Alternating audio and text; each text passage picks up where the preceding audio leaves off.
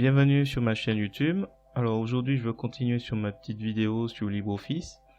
Et aujourd'hui ce sera dédié plus aux barres outils qu'on voit tout en haut là avec les boutons. L'idée ce sera d'optimiser un peu ces barres outils et de vous montrer que par exemple on a un certain nombre d'éléments qu'on peut fermer, qu'on peut déplacer. Donc il suffit de suivre ou de chercher ces petits points là qu'on voit et qui permettent en fait de bouger comme on souhaite ces barres outils.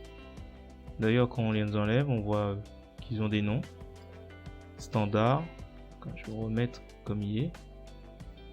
Et il est possible après, par exemple ça j'ai pas l'occasion de l'utiliser. On fait un clic droit, il nous rappelle où on est. Et on va dans bouton visible pour retirer par exemple actualiser. Voilà, c'est des choses qui sont possibles de faire assez facilement. Et comme ça je garde effectivement ce qui me paraît le plus intéressant, le plus utile.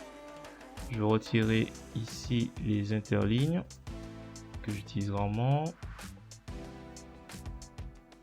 Et pourquoi pas augmenter l'espace.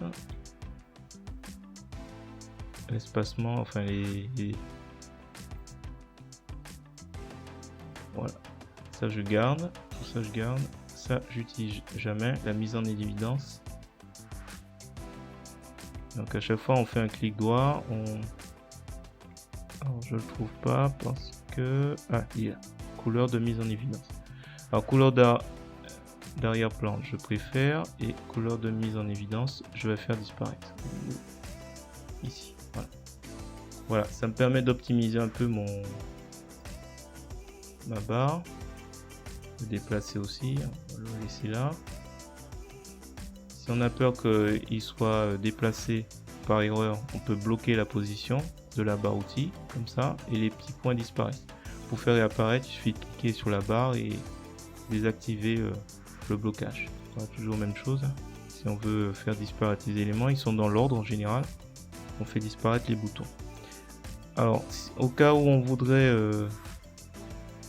personnaliser un peu plus cette barre, il suffit, je vais aller un peu vite, on fait un clic droit de la souris, on va sur personnaliser et barre outils.